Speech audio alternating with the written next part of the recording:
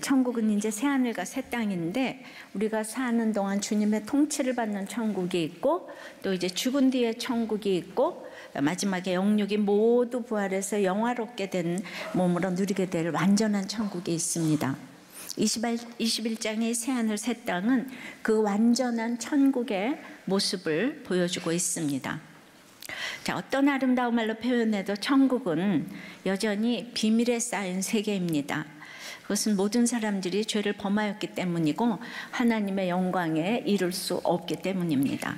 그래서 천국은 오직 믿음으로만이 이 보이지 않는 실상을 볼 수 있는 곳입니다. 그러니까 그건요, 가치관의 변화를 의미해요. 그래서 이 장차 누릴 영광을 이제 이렇게 미리 맛보는 것, 이게 가치관의 변화인데 이런 천국이 확실히 믿어지기에 순교도 하고 핍박도 견디는 것이에요. 근데 믿음과 정절을 지킨 성도들이 가는 이 예루살렘의 수식어는 오늘 보니까 거룩한 성이에요. 성경의 주제가 거룩이고 인생의 목적이 거룩이라고 했는데 과연 마지막 새 예루살렘을 표현하는 수식어가 거룩인 거예요. 인간의 표현으로는 이 거룩의 표현이 좀 미흡하지만 그래도 반드시 존재하는 거룩한 성, 새 예루살렘의 모습을 보겠습니다. 첫째로 마지막 재앙이 끝나야 누리는 성입니다.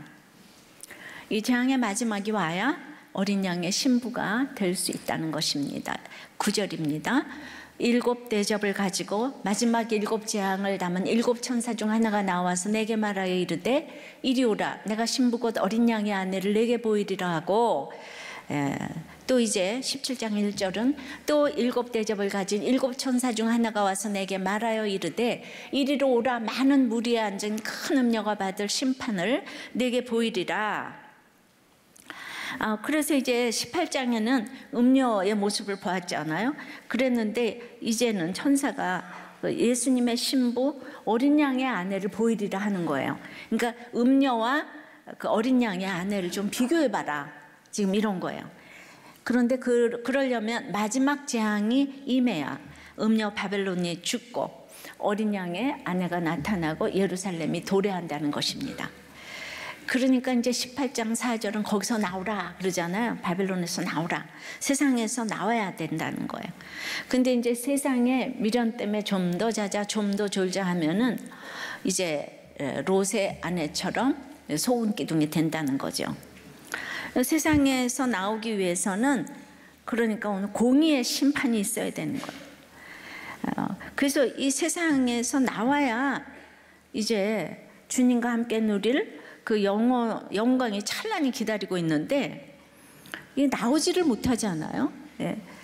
근데 바벨론에 살면서 다 동시에 새 예루살렘에 살고자 하는 거예요. 근데 그런 일은 근데 없어요. 근데 바벨론에서 어떻게 나오죠? 그 참 인간의 힘으로 못 나오는 것 같아요. 어떤 집사님이 자기가 18채 집을 소유하고 있는데 역전세 지금 우려가 되고 있고 또 그 집에 누수가 염려되는 가운데 장모님은 파킨슨으로 위험하고 처형은 루게르기로 힘든 고난의 시간을 보내게 되니까 그동안 보이지 않던 말씀이 딱 들려지고 이렇게 큐티를 저절로 하게 된다는 거예요. 그러니까 이렇게 재앙으로 바벨론에서 나오게 되는 가치관의 변화잖아요.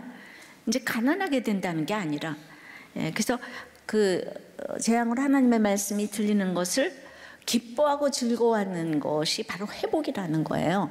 그래서 에스겔 43장 3절에는 그 모양이 내가 본 환상 가운데 환상 그 전에 성읍을 멸하러 올 때에 보던 환상 같고 그발강가에서 보던 환상과도 같기로 내가 곧 얼굴을 땅에 대고 엎드렸더니 그러니까 이제 에스겔 1장에서는 이제 회복의 환상을 주셨어요. 그발강가 사로잡혔을 때.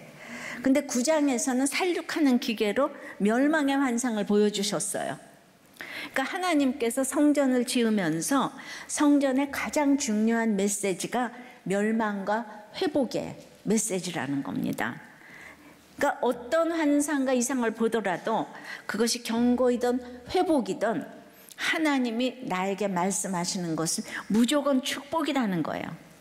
왜냐하면 하나님에 대한 지식은 우리를 겸손케 하기 때문입니다. 또 왜냐하면 우리는 하나님의 사람이기 때문이죠. 우리의 모든 삶이 하나님이 나를 훈련시키시는 과정이기 때문에 하나님이 나에게 나타나시는 것은 무조건 좋은 거예요. 그래서 경고를 통해서 멸망의 시대에 이 포로를 잘 살면 이제 회복이 된다는 것은 성전의 최고의 존재 이유이고 바로 이것을 전하라고 교회가 있는 것입니다. 예. 하나님이 이제 아브라함에게 내 몸에서 날 자가 내 후손이라고 그렇게 약속을 해주셨는데도 아브라함이 그냥 당장 눈앞에 애가 없으니까 헷갈려 해가지고 결국 하갈하고 동침해서 이스마엘을 낳고, 예, 그냥 이스마엘 낳고 나서 보니까 너무 좋은 거, 이스라엘이 잘 낳고 그냥 남자답고 이스마엘이, 예, 그래가지고 그러니까 이제 하나님 안 찾는 거예요. 아까 우리 이집사 간증처럼 다 이루었어요. 그러니까 하나님은 말씀하다 지쳤어요. 그래서 아브라함이 86세 때부터 99세까지 13년간 안 나타나셨어요. 환경이 너무 좋을 때는 말씀이 하나도 안 들려요. 그래서 하나님이 침묵하시는 게 제일 무서운 거예요. 그러니까 욕을 하시더라도 나타나셔야 합니다. 인생 최대의 축복은 경고이든 회복이든 이렇게 저렇게 하나님의 음성을 듣는 것입니다. 가장 무서운 것은 미움이 아니고 이제 무관심인데 일단 모든 거를 못 알아들어요. 예, 이제 근데 더군다나 이제 이스마엘 낳고 나니까 하나님 음성이 하나도 안 들리는 거죠. 이제 그 강대국 바벨론 또 돈이 좋아서 이제 시집을 갔는데 막상 좋아했던 그 돈에 사로잡힌 그발 강가에 제가 있는 거예요. 근데 그때도 에스겔 1장에 그 회복의 환상을 주셨고 내가 하나님의 일을 하지 않으면 안 된다는 그 에스겔 9장의 그 멸망의 환상도 보여주셨는데요. 우리들 교회가 그 이제 창립되던 43장 그날 또 에스겔 43장 말씀이었죠. 그래서 우리들 교회에 그때 주신 말씀이 지금 43장 3절에 회복의 환상, 멸망의 환상을 다 보여주셨어요. 예. 그러니까 우리들 교회는 멸망포로 회복의 이 메시지를 잘 선포하라는 거예요. 이걸 사명으로 주셨어요. 예. 그것이 바로 거룩한 성 새 예루살렘 교회인 것입니다. 기억나시죠? 다들 새로 오셔서 그러니까 옛날 설교를 아무리 해도 이렇게 모르신다니까. 예. 어떤 사람은 왜 옛날 거 목사님 하세요 이러는데 알아듣는 사람 한 명도 없잖아요 지금. 그냥 날마다 해야 돼요. 예. 그런데 그때 글쎄 우리 남편이 갈 때도 에스겔이고 또 뭐 선교할 때도 에스겔인데 이제 우리들 교회 창립 예배할 때 또 에스겔 말씀이 그렇게 이제 나온 거예요. 그래서 그것이 바로 거룩한 성 새 예루살렘 교회인 거죠. 그러니까 재앙의 말씀을 잘 듣는 사람은 회복의 말씀도 이제 잘 주세요. 그래서 음녀 바벨론의 이 멸망의 메시지가 잘 들리면 포로 생활을 잘 살고 그러면 어린 양의 신부가 되는 거죠. 그러니까 지금 여기서 다 그 포로 생활 잘하니까 청소도 하시고 도우미도 하시고, 예, 그리고 지금 아주 이렇게 어린 양의 신부가 다 돼서 사시지 않습니까? 오늘은요, 이 지난주에 그 청소년 큐티 캠프의 그 간증들을 좀 많이 소개하고자 합니다. 예, 이 중등부 중3아이 간증이에요. 이제 그 큐티 캠프 가면 어떤 간증들을 하나 여러분들이 좀 들어보세요. 부재중 아빠와 우울증 엄마는 그냥 많이 싸우셨고 엄마는 쌓이는 스트레스와 우울함을 저에게 그냥 이 폭력으로 다 쏟아낸 거예요. 그러니까 이 아이는 이제 친구에게 빠졌어요. 근데 엄마는 그러면서도 친구에게 빠지지 말라고, 자기가 싸우지나 말지. 예.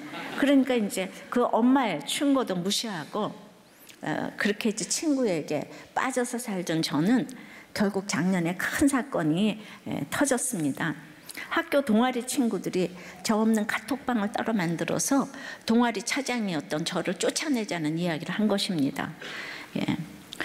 이번에 큐티캠프 주제는 사무엘아, 이제 압살롬인 거예요. 예.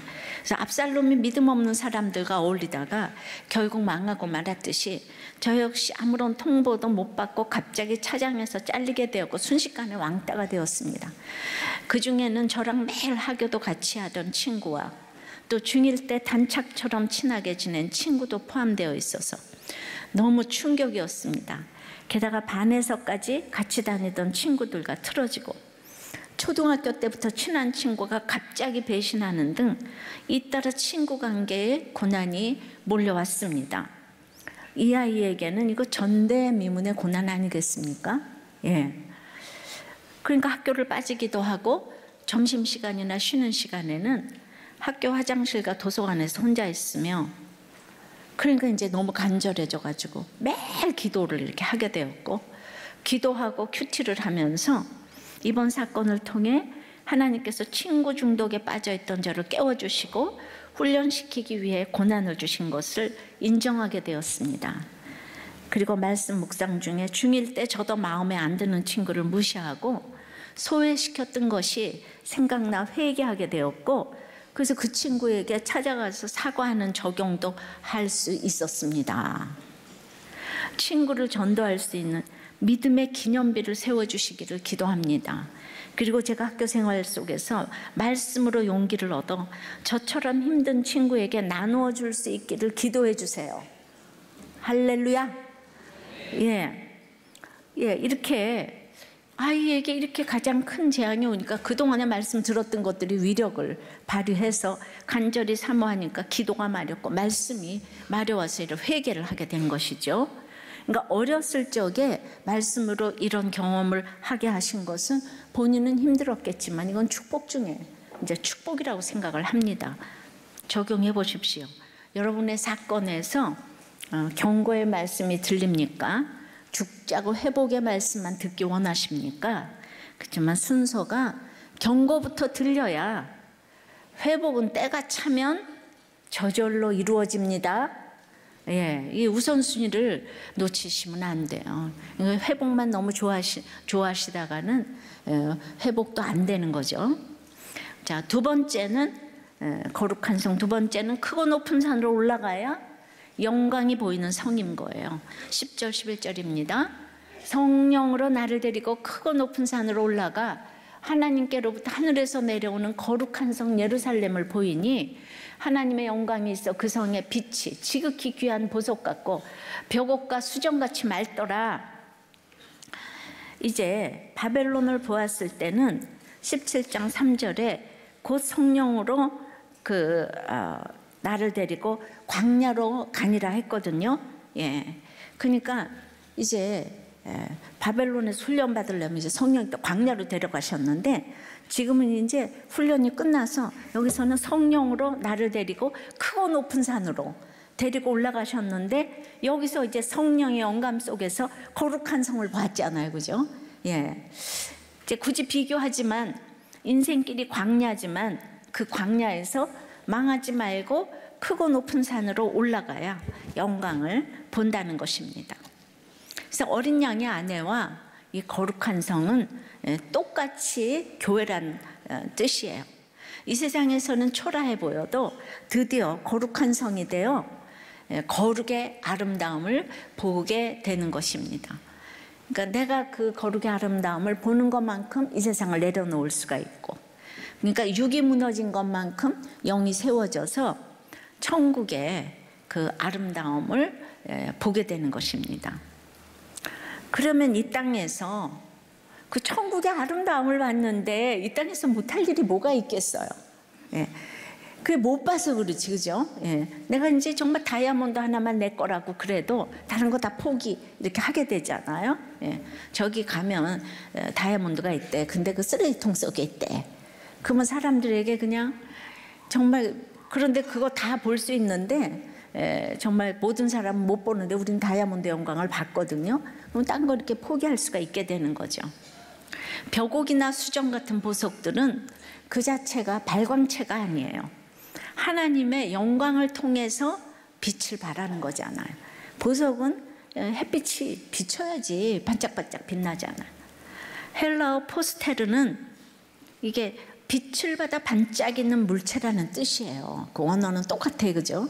나 혼자서 빛을 낼 수가 없어요. 말씀의 빛을 받아, 하나님의 빛을 받아 우리는 반짝이는 그 인생이 되는 거죠.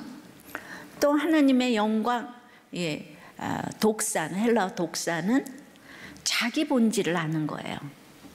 그러니까 자기 본질을 알면 하나님을 반사해서 보석같이 빛나는 거예요.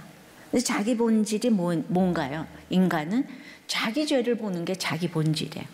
자기 죄를 보는 사람은 하나님이 비춰줘서 보석같이 빛나게 해주시기 때문에 우리들 교회에 좀 힘든 사람들을 다 보석이라고 그래요. 왜냐면 잠시 후에 빛날 거니까. 하나님이 딱 만날 수 있는 제일 최고의 환경 가운데 있기 때문에. 또 이제 하나이는 고3이에요. 근데 이렇게 이제 그 담당 목사님이 신방을 갔을 때 만나주지도 않고 내몰았던 아이인데요. 이 아이가 고3인데도 이번에 기적적으로 수련회를 참석하게 된 거예요. 근데 수련회 둘째 날 저녁이 끝나고 엄마에게 이런 이제 카톡을 이제 보냈다는 거예요. 엄마, 내가 너무 압살롬이었어. 엄마 아빠가 이혼하고 엄마가 나를 위해서 최선을 다하고 있다는 것을 알았는데 나는 그 뒤에 숨어서 압살롬처럼 하나님을 찾지 않았어. 다윗이 잘못했지만 압살롬이 그것을 해석하지 못해서 다윗보다 더 괴물이 되었다고 목사님이 말씀하셨는데 그게 바로 나 같아. 죽을 때까지 하나님 못 찾을 줄 알았는데 목사님이 살아만 있으라고 이야기해 주셨고 하나님께 살려달라고 부르짖으라고 하셔서 기도하면서 정말 목 놓아 울었어. 맨날 죽고 싶다는 생각을 했는데 이제 살고 싶다 엄마. 이 완전히 캠프 가서 이거 완전히 대박, 이런 걸 대박이라고 그러는 거예요. 그죠? 그러니까 이 엄마가 그냥 너무너무 기뻐가지고 이걸 목사님한테 보낸 거예요. 그때 그 목사님 또 나한테 보내가지고 자기는 엄마한테 보낸 건데 걔도 모르게 지금 이걸 많잖아요. 이렇게 바로 이것이 내가 본질을 알게 되면은 자기가 압살롬이라고 이 죄인의 본질을 알게 되니까 이 말씀을 비춰서 이렇게 지금 하나님의 영광이 되는 일이 됐잖아요. 그죠? 여러분들이 전부 은혜를 받잖아요. 소망이 생기잖아요. 순전히 말씀 때문에 이 아이가 자기 죄를 보게 되는 거잖아요. 그러니까 크고 높은 산은 세상적으로는 힘든 곳이죠. 내가 자발적으로 못 가는 곳이에요. 오직 성령으로만 갈 수 있어요. 아무리 고난이 있어도 성령으로만 갈 수 있어요. 육적으로 힘든 곳에 가고 보니까 그냥 영적으로 크고 높은 거룩한 성을 보여주시는 거예요. 내가 누릴 그 거룩한 성의 아름다움을 보여주시니까 이 말씀을 보면 우리들 교회 애고 어른이고 다 이렇게 그냥 빛나는 거죠. 오늘 사무엘하 큐티 본문은 압살롬이 죽었어요. 그죠? 내 아들 압살롬이 죽었어요. 그냥 여러분들의 압살롬이 얼마나 많겠어요. 그죠? 예. 그러니까 다윗의 손에 피를 묻히는 역할을 요압이 줄곧 대신해 줬어요. 그러면 이제 아버지를 죽이려고 하니까 아들이, 그러면 부하들은 아들을 죽여야 되잖아요. 그죠? 이 나라가 망하게 생겼으니까. 그리고 그냥 거기는 군대가 많으니까 아들을 동조하는. 그러니까 이제 죽여야 되지만은, 그러나 이제 여기에서 옳고 그름으로 하면 죽여야 되지 않아요. 근데 꼭 이게 있어야 될 일인가? 압살롬을 죽이지 않았어도 하나님은 해결해 주셨을 거예요. 이것을 사람들은 못 믿습니다. 이 땅에서도 저렇게 다윗도 해결 못한 걸 우리가 해결할 수 있다고 이렇게 착각하는 일들이 많이 있어요. 이거는 다윗도 못해. 그러니까 내가 처리해야 돼. 그래서 지금 하나님의 왕국을 세우겠다고 하는 거잖아요, 요압이. 다른 나라도 아닌 하나님의 왕국을. 그런데 모두가 거듭난 사람들만 있는 것도 아니고 성숙한 사람들만 있는 것도 아니잖아요, 그죠? 그러니까 다윗이 요압과 같이 가는 것을 이해하고 가야 되는 일이 참 힘들지만은 이것이 참 크고 높은 산으로 올라가는 길이라는 생각이 드는 거예요. 예. 그러니까 가장 구속사의 최고봉인 다윗을 정말 구속사가 하나도 안 들리는 요압이 평생 도왔다는 걸 어떻게 생각하세요? 요압이 평생 도왔어. 그리고 그 인간적인 생각으로 처리할 일들을, 그렇죠, 다 거룩한 사람만 있는 거 아니니까. 그래서 요압이 그걸 했어요. 그러나 그러니까 다윗이 이렇게 여자들을 이제 계속 얻어들이고 바세바 사건들이 있었겠지만은 그러니까 이제 압살롬도 정말 훌륭하지 않아요?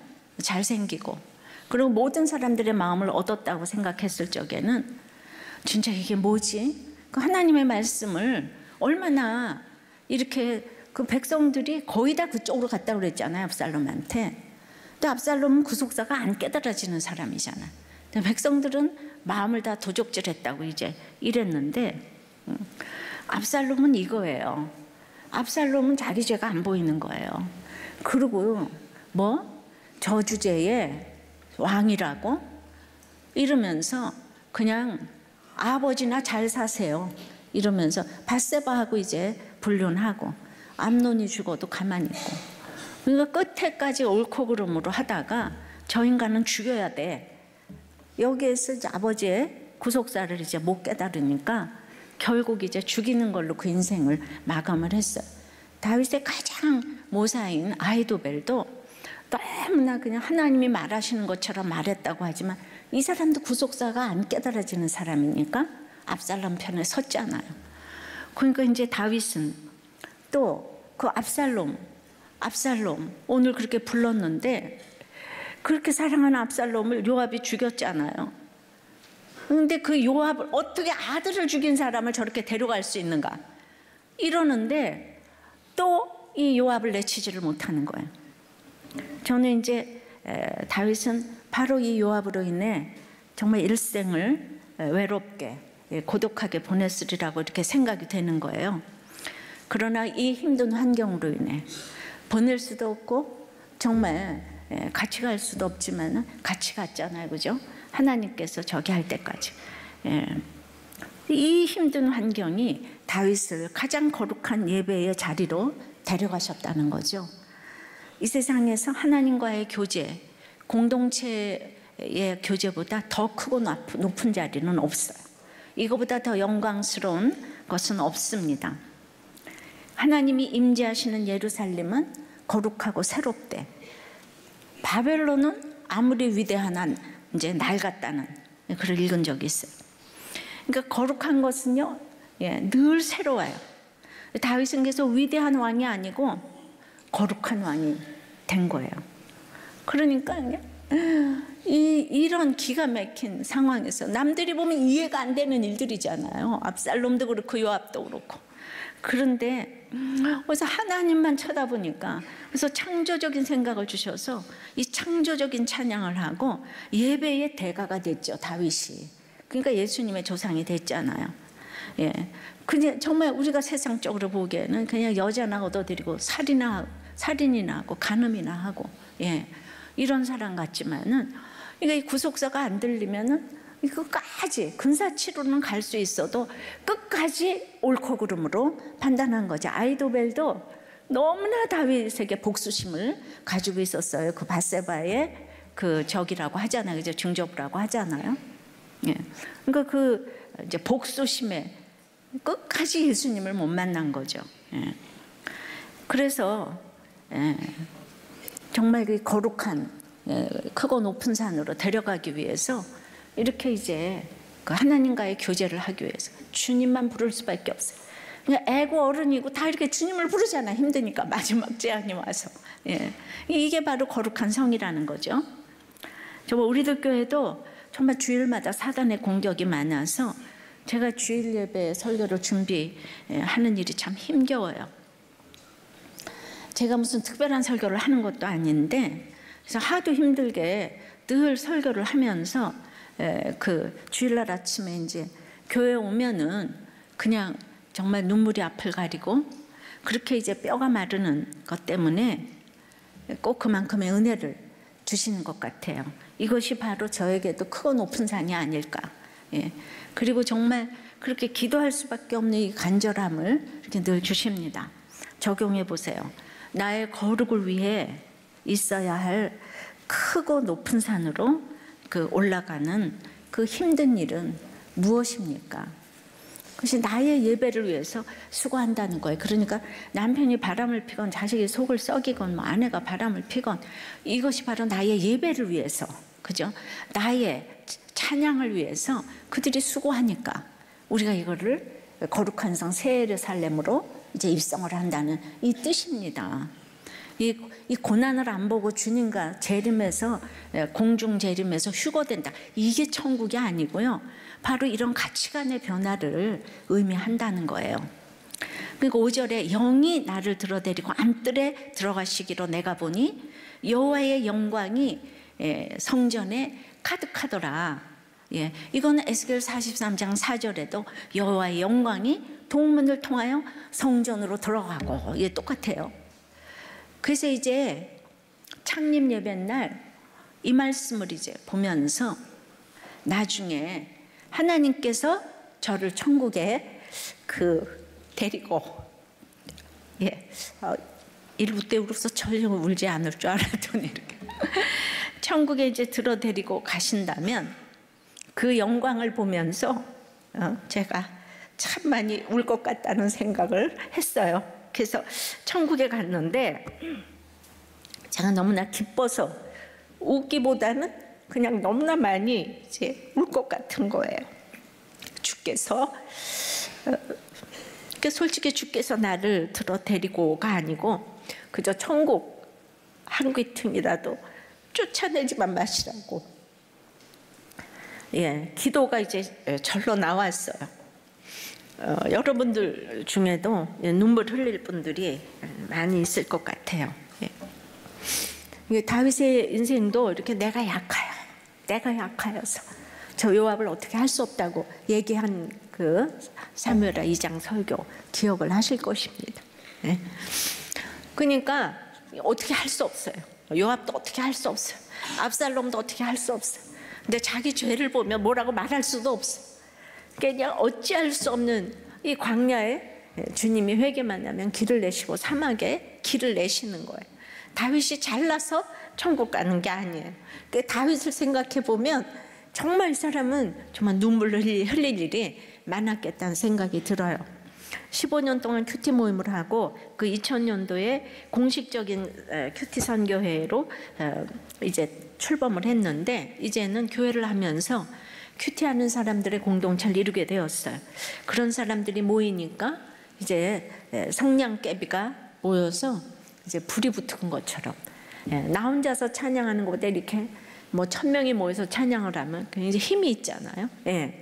그치 힘이 좀 우리가 생겨서 좀 인터넷으로 듣는 거하고 이렇게 모여서 찬양하고 예배 듣는 거는 그게 너무 다른 것 같아요. 은혜의 농도와 정도도 너무 다른 것 같아요. 이 가감 없는 목욕탕 큐티 나눔을 이제 우리끼리 나누고 속삭였는데 인터넷 홈페이지를 통해서 전 세계로 하나님이 지금 이제 나팔을 불어 주시고 계십니다. 자꾸 크고 높은 산으로 띠띠우고 데리고 가시는 것이 아닐까 합니다.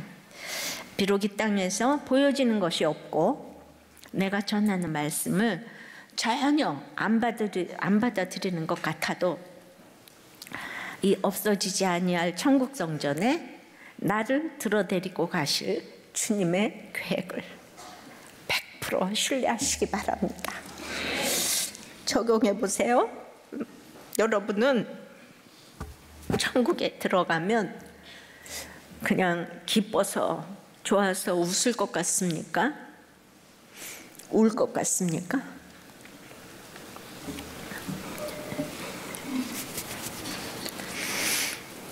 세 번째는 거룩한 성, 세 번째는 비천한 자들의 이름이 있는 성입니다.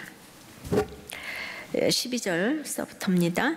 크고 높은 성곽이 있고 12문이 있는데 문에 12천사가 있고 그 문들 위에 이름을 썼으니 이스라엘 자손 12지파의 이름들이라.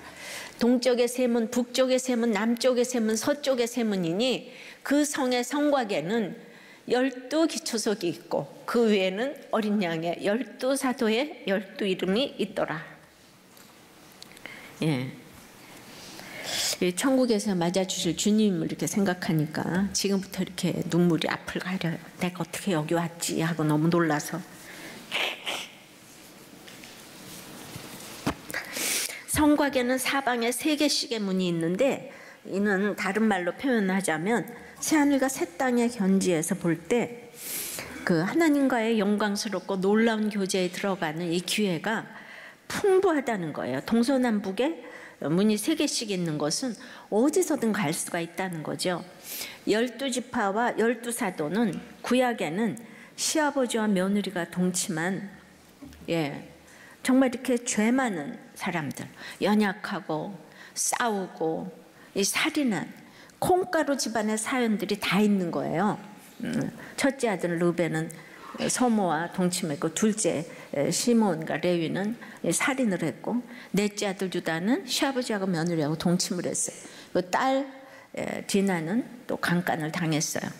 정말 이 사람들이 12사도의 대표가 된 거예요. 너무 비천하지 않아요? 또 신약의 12사도도 한결같이 별 볼 일 없는 어부 출신들이에요. 근데 그런 12 곱하기 12에 이런 이름이 찬란하게 지금 이제 올라갔다는 거예요.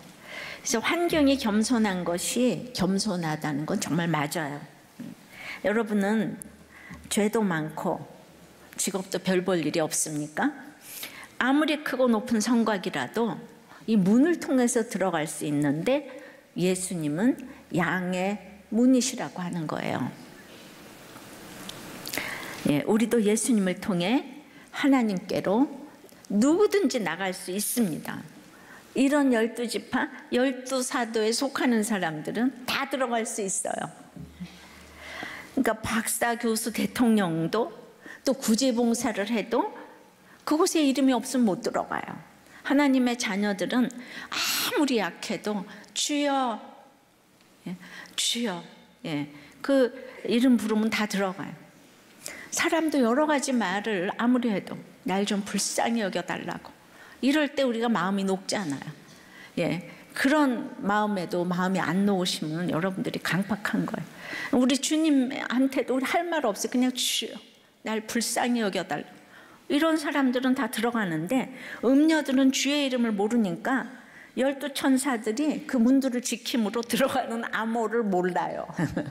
음녀들은. 박사들도 몰라요. 평생에 주여 한 번도 안 해봤는데 어떻게 하겠어요.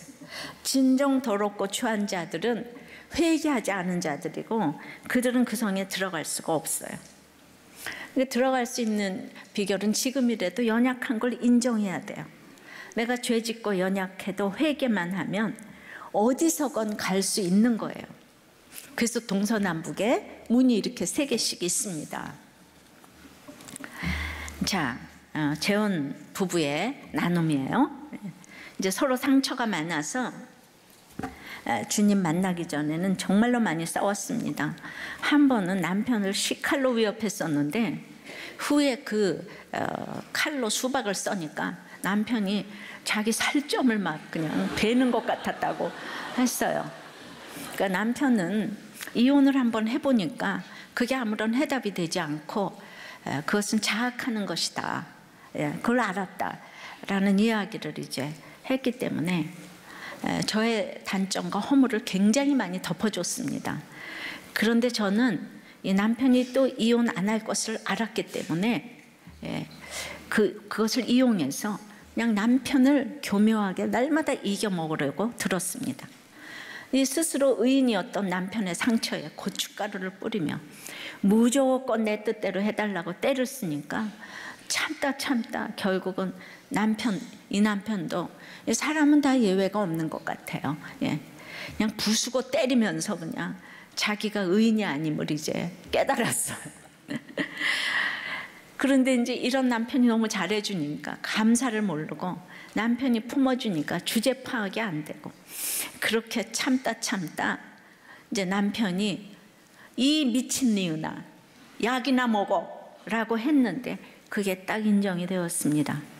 정신과 약을 먹고 있는데 나는 미친 니은이니까 약 먹어야지, 그게 인정이 되어서 약을 먹고 잤다는 거예요.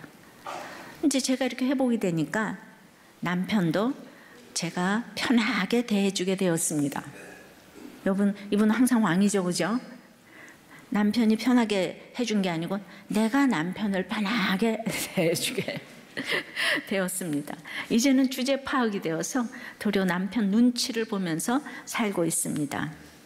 예전에는 생떼를 써서 남편이 어쩔 수 없이 해주는 것이 느껴져서 사랑은 많이 받는 것 같은데 왠지 모르게 자존심이 상했는데, 이제는 남편이 미친 니은아 약 먹어 이래도 진심으로 우러나서 해주는 것을 아니까 예전만큼 자주 표현하지 않아도 마음이 꽉 찬 느낌이 듭니다. 자, 여기에 대한 남편의 나눔입니다. 아내에게 나의 이혼 문제에 대해서 솔직하게 이야기하지 못하는 게 있습니다. 왜냐하면 아내에게 상처를 주고 트러블을 일으킬 것 같아서 전처와 이혼하지 않는 것이 하나님 앞에 합당한 일이 아니고 복이 되는 일이 아니라고, 이런 나눔을 못하는 거예요. 이 아내가 무서워서. 그래서 아내한테는 나는 당신과 결혼한 것이 최고로 잘한 일이야, 이 인본적인 말로만 그냥 인정을 받고 서로의 죄로부터 위로를 받으려 했다는 거예요. 근데 다행히 목사님께서 저와 같은 다른 집사님의 이야기를 해주셔서 드디어 아내와 이제 그 부분을 나눌 수가 있었는데, 그 이혼을 내 죄로 인정하고 싶지 않은 것을 그 아내가 아직 때가 차지 않아서 나눌 수가 없다는 그 핑계로 숨겨왔다는 거죠. 정말 이 남편 참 엄청 믿음 있습니다. 그죠? 언제나 이렇게 자기 죄를 보는 것 같아요. 이렇게 힘들고, 그러니까 이게 뭐예요? 이게 얼마나 이혼한 것도 기가 막히고 순기난 것도 기가 막히고 칼로 찌르려고 하는 것도 기가 막히고, 이거 정말 비천하지 않아요? 남들에게 내보일 수도 없는데 이렇게 힘들고 연약한 사람들이 힘든 것을 나누며 가는 곳이 거룩한 성이라는 거죠. 그러니까 이제 어떤 것도 인정만 하면 어떤 비천한 자들의 이름도 이제 올라간다는 거예요. 우리는 그 12지파 12 사도들의 인생을 알잖아요. 속이고 거짓말하고 여자 좋아하고 돈 좋아하고 간음하고 살인해도 이걸로 못 가는 게 아니에요. 근데 압살롬하고 아히도벨은 끝까지 이런 걸로 다윗을 정죄를 했잖아요, 그죠? 그러니까 다 또 머리가 똑똑하니까 말씀은 다 하는데 이 다윗을 계속 정죄를 하는 거예요. 근데 그렇게 해서 못 들어가는 천국이 아니고 내 자신이 죄인이라는 것을 인정하고 회개만 하면 이 거룩한 성을 본다는 것입니다. 적용해 보세요. 여러분의 비천함은 무엇입니까? 가문입니까? 학벌입니까? 용모입니까? 여러분들의 그 수치입니까? 과거입니까? 가난입니까? 내가 죄를 못 보는 게 비천함입니까? 네 번째는 정확히 측량당하는 성, 이제 매조라고 합니다. 15절입니다. 내게 말하는 자가 그 성과 그 문들과 성곽을 측량하려고 금 갈대자를 가졌더라. 그러니까 성과 그 문들과 성곽이 측량된다는 것은 이제 안전과 보호를 뜻하는 것으로도 풀이되고요. 불변하는 금갈대로 측량을 하니까 그 측량이 정확하다는 거예요. 그러니까 우리가 그 거룩한 성에 들어갈 수 있다는 것은 그냥 어떻게 저런 인간이 어떻게 다윗 같은 인간이 들어갈 수가 있어? 어떻게 아히도벨이 못 들어갈 수 있어? 아이도벨이 너무너무 훌륭하잖아요. 이 다윗의 모사도 됐잖아. 그 사람이 자살을 했잖아요. 그죠? 예, 그 구속사를 모르는 거죠.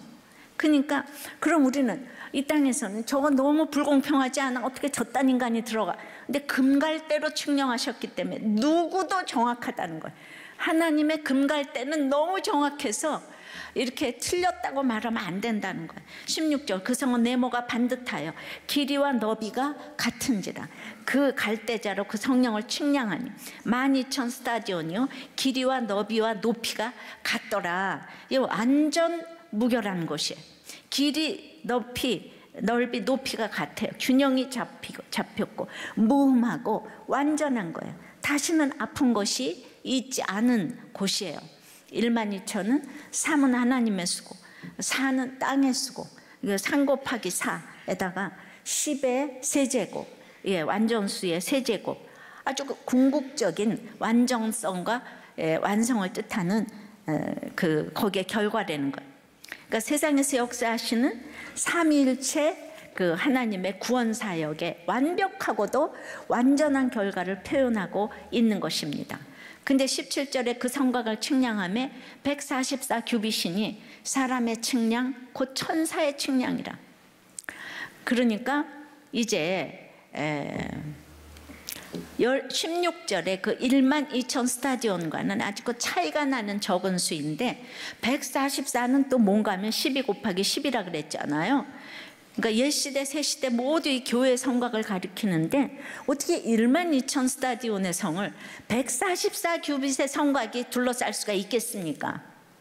그러니까 이거는 천국은 입으로 설명할 수 없는 곳이에요. 예. 그러니까 이 땅에서 환상으로 보여주는 것이 천국이기 때문에 여기 사람의 청량이라 그랬잖아요. 예, 천사의 측량 한계가 있다는 거예요. 사람의 청량으로는 천국으로 가봐야 그 크기와 높이와 넓이를 알 수 있다는 것입니다. 그러니까 이 말은 하나님의 말씀으로 청량되지 않으면 뭐 12,000 스타디온 144 규빗 다 소용이 없어요. 예. 그런데 이 말은 그냥 본질이 중요하다. 예. 그래서 우리들 교회는요 휘문에서 예배를 드리지 않아요. 그러니까 야 어떻게 저렇게 교회에서 저기 학교를 빌려 쓸 수가 있지? 예. 그래서 너무 참 대단하게 이제 보는 사람들도 있더라고요. 옛날서부터 어떻게 이렇게 학교를 하세요? 그럼 저는 그냥 딱 한마디 있어요. 돈 없어서요. 이 얘기밖에 한 게 나 뭐 대단한 그런 무슨 그 이론을 가지고 한 게 아니죠. 진짜 돈 없어서 그렇게 이제 한 거예요. 지금도 돈 없어서 있고요. 예. 그러니까 지금까지 중요한 거는 말씀으로 측량해서 지어온 그 학교 강당보다는 이 내적인 것들이죠. 확실히 세상과 구별되기 위해서 144 규빗의 담이 필요해요. 근데 내적 거루가 없이 외적인 것들만 자랑한다면 헛것이죠. 우리들 교회 내적인 12,000 스타디온의 내적인 것은 영혼 구원을 위한 애통과 눈물이에요. 눈물로 지어진 성전이에요. 그래서 말씀대로 살고자 하면 내 신분을 인식하고 거룩하게 살아가는 것이 내적인 12,000 스타디온이라면 이 144 규빗의 성곽은 외적 성전으로 아주 작지만은 그 역할을 감당하는 거예요. 예. 그러니까 에스겔이 마무리되는 43장 말씀이 천국 성전에 대한 말씀이에요. 40장부터 에스겔 성전 하나님이 지어주시는데 척수, 수많은 담, 문지기방 들어가면 7계단이 있고 8계단이 있고 끝없이 성전 측량이 이어지는 거예요. 우리들의 이 땅에서의 삶은 그렇게 측량되다가 가는 겁니다. 그러니까 남들이 나를 측량하기 전에 난 성전이잖아요. 그 전에 내 자신을 측량하는 것이 머리가 좋은 사람이에요. 내가 가만히 있어도 남들이 나를 측량하는데 그러기 전에 내 스스로를 측량하는 것이 큐티입니다. 이것이 바로 거룩이에요. 구별된 삶을 살아야 되는 거예요. 그러니까 나의 비천한 모든 사건과 환경을 금갈대의 말씀으로 측량만 하면 거룩한 성에 들어간다는 것입니다. 적용해 보세요. 여러분은 무엇으로 여러분의 환경을 측량하고자 합니까? 돈, 외모, 직업, 말씀 중에 무엇입니까? 저한테 이 막중한 책임이 주어졌는데 제가 이렇게 저를 측량하기가 참 힘이 듭니다. 주님, 저를 불쌍히 여겨 주시옵시고 저에게 이 막중한 책임을 잘 감당할 수 있도록, 그래서 정말 제가 더욱더 주님을 사모하고 정말 창조적인 찬양을 하며 정말 예배로 나갈 수 있는 제가 될 수 있도록 끊임없이 아버지 저에게 말씀을 해주시고 근거할 대로 측량을 해주셔서 딴 길로 가지 않도록, 낙심에 빠지지 않도록 저를 붙들어 주시옵소서. 우리 모두 아버지 하나님 이 공동체 예루살렘 동창생이 되어서 천국에서 한 사람도 빠지지 않고 만날 수 있도록 주여 인도하여 주시옵소서. 예수 그리스도 이름으로 기도드리옵나이다. 아멘.